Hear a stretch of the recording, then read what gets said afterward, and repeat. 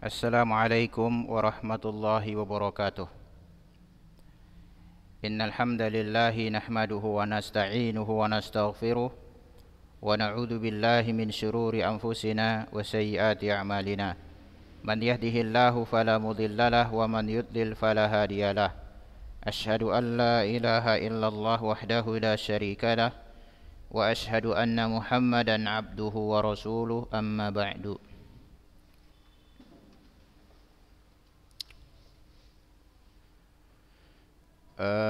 Kembali kita bertemu di pelajaran fikih, ya talibat. Fikih adalah salah satu sarana kita untuk bisa meneladani Nabi kita yang mulia alaihi salatu wassalam, karena salah satu syarat diterima ibadah adalah al-mutaba'ah. Ada contoh dari Nabi yang mulia alaihi salatu wassalam. Agar kita mengetahui bagaimana tata cara peribadatan, muamalah dan seterusnya, maka kita mempelajari apa? Fikih. Dan walhamdulillah di pagi hari ini, pertemuan pertama di semester ini, kita mempelajari bab nikah. Bab nikah adalah bab yang terakhir. Tentu ada beberapa nanti masalah hudud ya, yang dibebankan kepada anak didik yang dipelajari di semester akhir. Kenapa diletak di semester akhir? Supaya tentu sekarang usia yang sudah matang, sudah siap menikah dan lain sebagainya, maka harus mengetahui fikihnya. Tentunya tidak pula kita letakkan ini di awal-awal atau misalnya di SMP ya. Karena ini sasarannya adalah persiapan untuk menikah, mengetahui apa itu rukun nikah dan lain sebagainya ya. Perlu ilmu itu semua, bukan hanya sekedar nikah udah selesai, tidak. Sebelum kita memasuki mata pelajaran kita yang berkaitan dengan nikah, Ustaz kembali memberikan nasihat kepada kita semua untuk senantiasa bertakwa kepada Allah. Bertakwa dimanapun kita berada.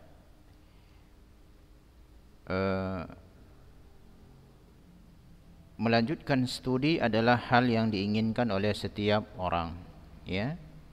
Tentu apalagi di negeri kita. Hanya saja di negeri kita ini, melanjutkan studi itu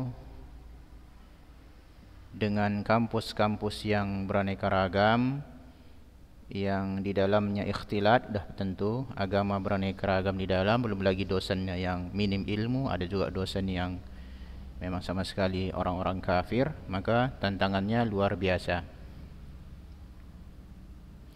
Maka hendaklah kaum wanita mempertanyakan kepada dirinya untuk apa dia melanjutkan studi ke tempat tersebut. Hendaklah dia kelak mempersiapkan tanggungjawabnya di sisi Allah Subhanahu wa taala. Toh bagaimanapun hasil akhir ya, kita diminta oleh Allah Subhanahu wa taala untuk beribadah kepadanya. Itulah tujuan kita hidup. Wa ma khalaqtul jinna wal insa illa liya'budun. Maka kalau kalian ingin lanjut studi, jangan dia lihat kepada kecondongan nafsu atau hawa, tapi perhatikanlah sisi pertanggungjawaban kelak di sisi Allah Subhanahu wa taala. Karena kalau sudah meninggal, maka perbaikan sudah tidak ada. Dan penyesalan, kata orang-orang bijak, itu senantiasa di akhir. Atau artinya misalnya penyesalan sekolah itu mungkin di kelas 12. Kenapa ya saya dahulu tidak rajin dari awal. Begitu juga di akhirat nanti, sebagaimana dalam surat An-Naba ayat terakhir itu, ya laitani kuntu turaba. Duhai jika seandainya aku dahulu tanah yang tidak dimintai pertanggungjawaban. Kan begitu ya.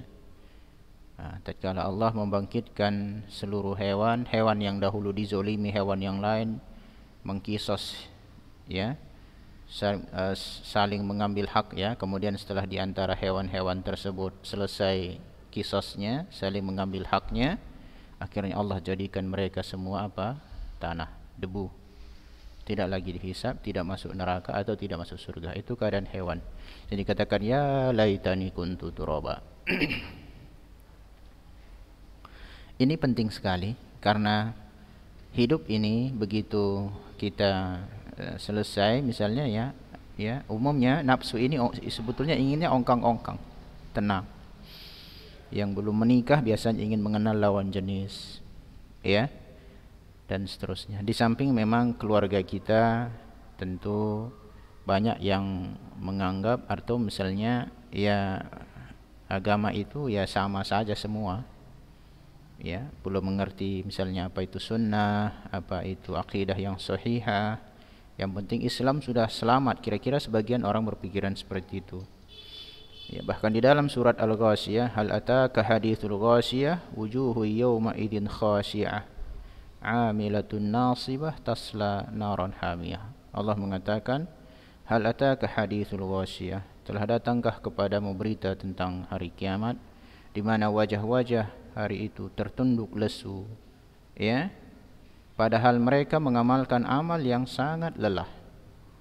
Amilatun nasibah, amalnya banyak, amalnya sangat banyak, ya, lelah dia, capek dia beramal di muka bumi ini. Hasilnya apa? Tasla naran hamiyah, mereka memasuki neraka yang menyala-nyala. Kok orang beramal masuk neraka? Kan gitu ya. Nah, ini kita menunjukkan bahwasanya ya enggak hanya beramal saja.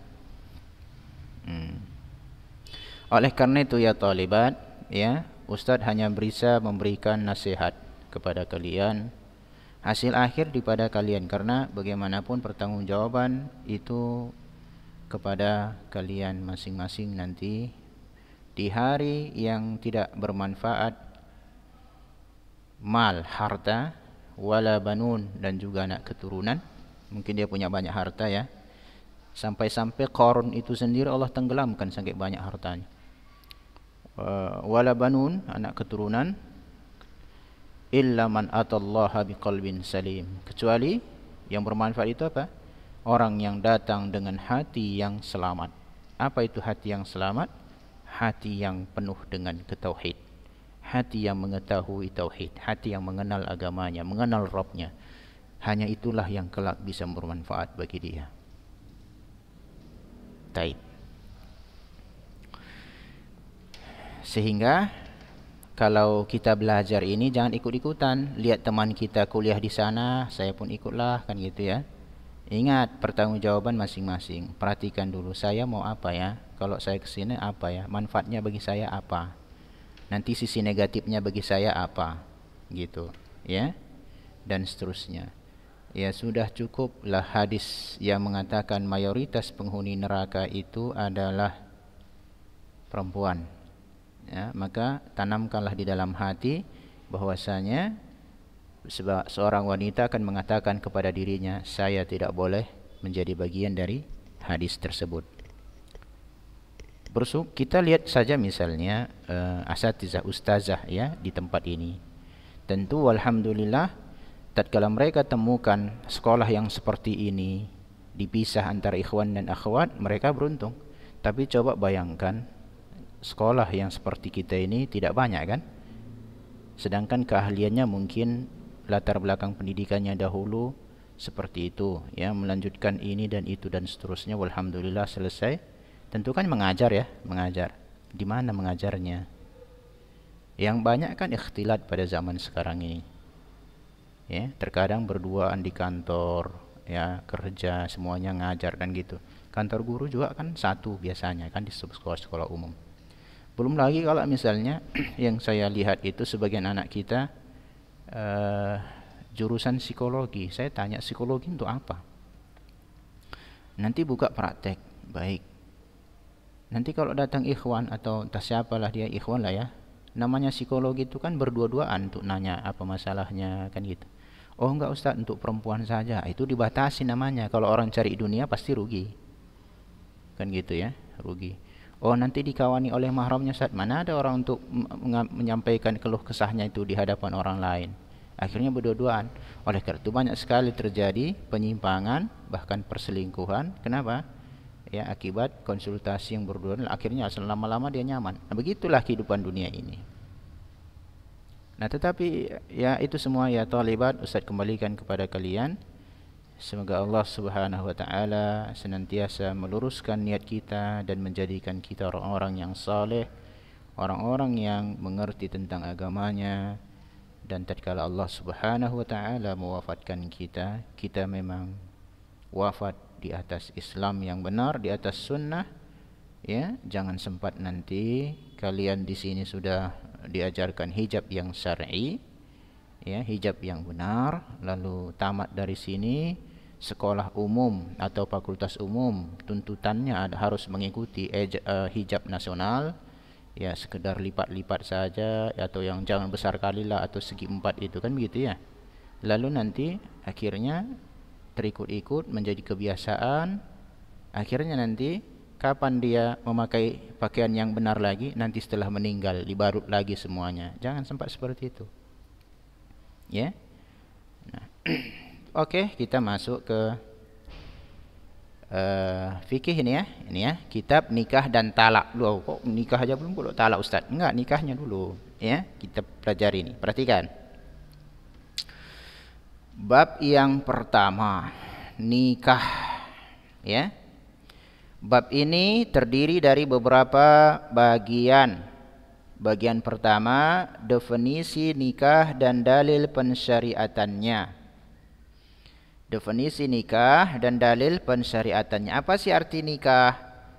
Ya kan gitu. Nah, kalau dia sudah bagian dari ajaran Islam, mana dalilnya? Kan gitu, ya. Maka kita lihat secara bahasa, an-nikahu artinya menggabungkan atau menyatukan atau serta saling memasuki. Itu arti nikah. Ya, antara laki-laki dan perempuan bergabung, ya bersatu. Itu artinya apa? Nikah secara bahasa. Ada yang berkata diambil dari tanakahatil asjar, bila sebagian dari pohon itu menyatu dengan sebagian yang lain, artinya saling mengaitkan, saling terkait dia, itu namanya nikah. Banyak ya kalau pohon seperti ini ya, misalnya dahannya masuk ke dahan yang lain dan seterusnya. Atau diambil dari nakahal matarul arda, yang berarti air hujan itu merasuk atau masuk ke dalam tanah yang lembab.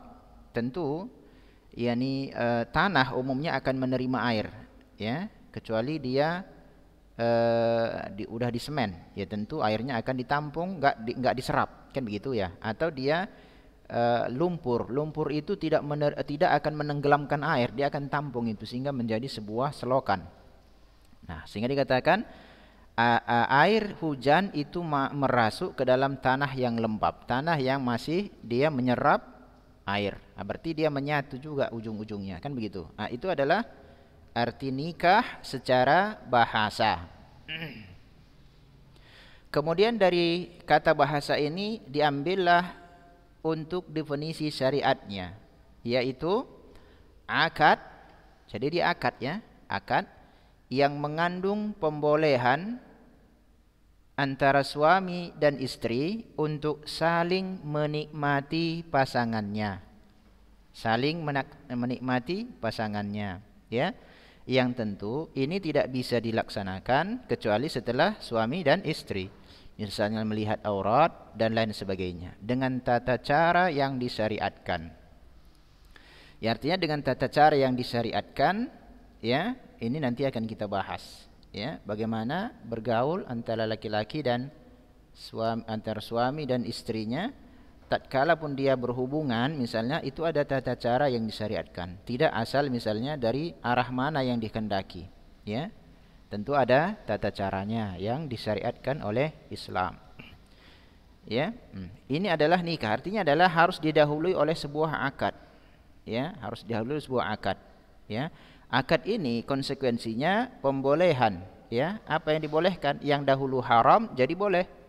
Ya, kenapa menjadi boleh setelah ada akad? Sama misalnya begini. Buku ya, buku di ulunu, buku ulunu dipinjamkan. Kita ada buku tulis lah. Buku tulis, ya, itu milik toko misalnya. Sudah, tentu kalau kita ambil dengan cara yang tidak benar, itu namanya pencurian, ya. Belum ada kepemilikan. Tetapi kalau sudah dimasuki sebuah akad transaksi jual beli, akhirnya boleh. Ya, yang tadinya halal sebelum ada akad, tetapi setelah ada akad menjadi halal. Nah, itu kira-kira gambarannya. Ya. Taib. Yang asalnya kalau dia berhubungan menjadi sebuah zina, ya, kemudian menjadi boleh menjadi sebuah ibadah, ya, berhubungan antara laki-laki dan perempuan tanpa sebuah akad namanya zina, ada hukumannya yang jelas dalam syariat. Tetapi berhubungan antara laki-laki dan perempuan dalam sebuah akad pernikahan itu nanti dinilai ibadah, ya. Jadi yang asalnya haram berubah menjadi yakni halal, bahkan bernilai ibadah dengan sebuah apa? Sebuah akad. Ini pentingnya, ya. Jadi karena dia membolehkan perkara yang haram, maka akad ini harus penting diketahui, syarat-syaratnya, rukun-rukunnya, agar apa? Ya, agar sesuatu yang asalnya haram bisa menjadi halal. Maka di akad ini penting sekali diketahui, ya. Nah, kita telah mengetahui syariat nikah. Apa namanya? Secara syar'i definisi dari nikah. Nah, ini berarti dia bagian dari ajaran al-Islam. Mana dalilnya? Kita lihat. Dasar al-aslu atau dasar, bisa juga kita artikan dalil, ya, pensyariatan nikah adalah Al-Qur'an, sunnah, ijma'. Ya, tentu kalian telah mempelajari apa namanya? Telah mempelajari apa namanya di dalam usulul fiqh Al-Qur'an, sunnah dan al-ijma'.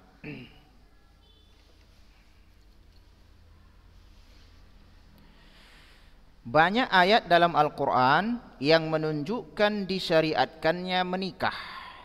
Banyak ayat dalam Al-Qur'an yang menunjukkan disyariatkannya menikah. Kan gitu ya. Nanti tolong di absen ya. Ustaz juga masih. Nanti dikirim saja ke grup nakku. Ustaz juga, ini siapa ini? Siti Marhamah hadir, Khairun Nisa, Maisyara, Jihan, Kailah, ya. Nanti insyaallah dikirim ke Japri ke grup saja ya. Banyak dalam ayat Al-Qur'an yang menunjukkan disyariatkannya menikah. Jadi kalau kita tanya mana dalil bahwasanya menikah atau bergabungnya laki-laki dan perempuan dalam akad pernikahan boleh dalam Islam, yang pertama ini di dalam surat An-Nisa ayat 3, fankihu ma taba lakum minan nisa'i masna wa thulatha wa ruba'. Maka nikahilah wanita-wanita lain yang kalian senangi, ya. Jadi nikah itu enggak boleh terpaksa, enggak boleh dijodoh-jodohkan. Kalau enggak suka ya enggak. Kan gitu ya. Cuma ya, bagi wanita tentu terkadang orang tua yang sudah mengenal agama bisa dia memberikan apa namanya saran, masukan kepada putrinya. Alasannya apa? Karena bagaimanapun ya, bagaimanapun status ekonomi, status kedudukan seseorang, kalau tidak dikuatkan dengan ilmu agama, ini tidak akan bisa membawakan apa? Tidak akan bisa membawakan keluarganya itu ke arah yang diridhoi oleh Allah Subhanahu wa taala. Dan ini kan fakta, banyak sekali seperti itu. Ya. Hendaklah juga harus mengetahui dalam masalah kehidupan dunia ini, kenapa dikatakan dunia? Itu kan muannas, dari kata adna, rendah, sangat rendah. Karena tidak ada nilainya di sisi Allah dunia ini. Oleh karena itu 2 rakaat subuh itu lebih mulia, ya, 2 rakaat subuh itu lebih mulia dari dunia dan isinya. Lebih baik dari dunia dan isinya. Ya iyalah, coba kalian belajar fisika saja. Coba bandingkan bumi dengan Jupiter. Bandingkan lagi bumi dengan matahari. Matahari saja dengan planet yang katanya ada lebih besar lagi, itu perbandingannya kayak bumi dengan matahari sekarang. Di bumi yang kecil itulah kita tinggal. Kemudian kita ini masih berada di tata surya kita yang merupakan salah satu tata surya dari ribuan atau miliaran kata tata surya di galaksi Bima Sakti. Galaksi Bima Sakti katanya salah satu galaksi di antara miliaran galaksi kata dia. Dan itu masih jagat raya. Sedangkan Allah mengatakan surga itu luasnya langit dan bumi. Nggak ada yang mengetahui luas langit. Ya. Masa sih kita mengorbankan kehidupan akhirat kita untuk urusan dunia yang kita akan tinggalkan? Harta itu nakku, apa yang kita makan, apa yang kita pakai itu saja yang punya kita. Ya, ya tentu yang dia sedekah. Selebihnya kalau meninggal dia ada tinggalkan harta bukan punya dia itu, punya orang yang berikutnya yang disebut dengan ahli waris nanti. Tetapi apakah yang ditinggalkannya itu, ya harta yang ditinggalkannya itu tidak dimintai pertanggungjawaban? Dimintai pertanggungjawaban. Sudah bukan miliknya lagi masih dimintai pertanggungjawaban juga. Itulah dunia. Oleh karena itu Rasulullah tidak meninggalkan apa-apa. Rasulullah meninggalkan apa? Al-ilmu. Oleh karena itu jangan kena syubhat tentang dunia ini nakku. Termasuk juga usaha manusia, kuliah ini, kuliah itu, kuliah. Ujung-ujungnya apa itu? Untuk cari dunia, cari nafkah. Ya, maka saya heran sekali, meninggal pasti. Tapi manusia sedikit kali usahanya untuk melakukan persiapan untuk yang mati itu. Tetapi dia ingin mengatakan, sebagian orang mengatakan, saya nanti kalau udah besar jadi ini, maka saya harus kursus ini, kursus. Apakah setelah dia kursus ini, kursus itu, belajar ini, belajar itu, sudah pasti dia dapat? Belum tentu. Sesuatu yang belum tentu didapatkan begitu sungguh-sungguh di dalamnya. Tetapi sesuatu yang sudah pasti sekedarnya saja. Itulah dunia, hati-hati. Nah, yang kalian senang ya, 2, yang lain berarti dia sudah menikah, boleh 2, 3 atau 4. Berarti asal dari menikah adalah at-ta'addud, poligami dalam Islam. Oleh karena itu jangan enggak usah marah-marah dalam masalah ini. Belum tentu pun suaminya nanti mau poligami. Kan begitu. Tetapi sempat kita marah-marah, sempat kita tidak senang dengan hukum Islam. Memang seperti itulah syaitan diberikan waktu umur yang panjang untuk menyesatkan anak keturunan Adam. Ya, kan memang untuk situ, untuk alasan inilah kenapa syaitan iblis itu diberikan oleh Allah umur yang panjang untuk menyesatkan keturunan anak Adam. Ya, 2, 3 atau 4.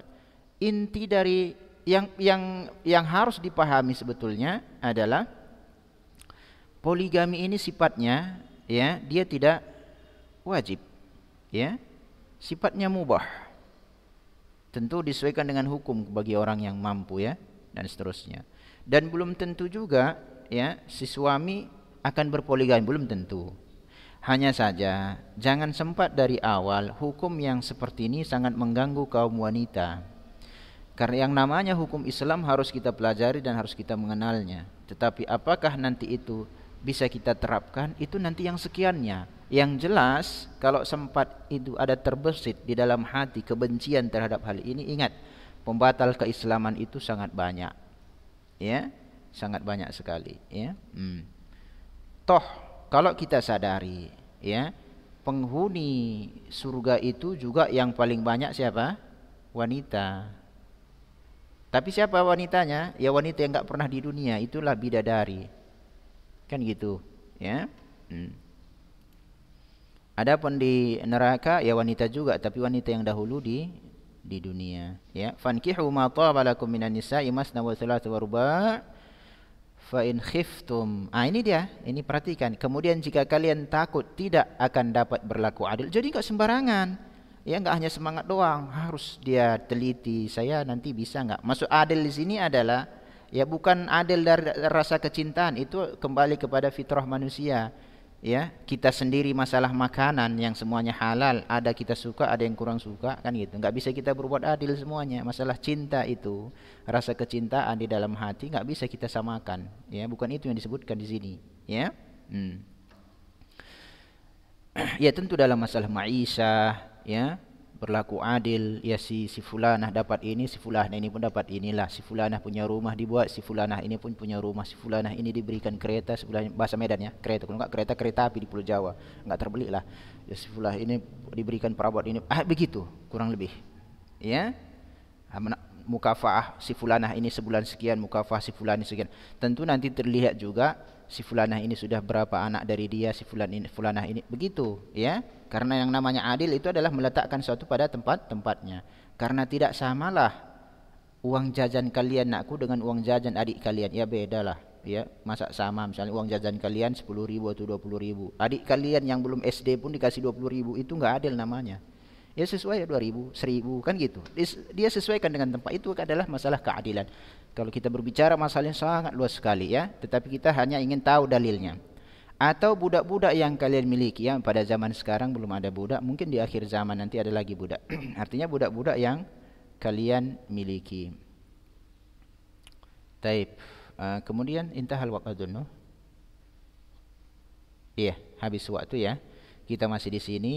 Ustadz akan berusaha sebetulnya untuk mengingat di bulan 3 ya. Kalian ini dah mulai persiapan ujian. Ustadz akan berusaha untuk meringkas ini. Meringkas ya, Ustadz akan berusaha untuk meringkasnya. Nanti saya kirim ke grup, tapi Ustadz nggak janji ya.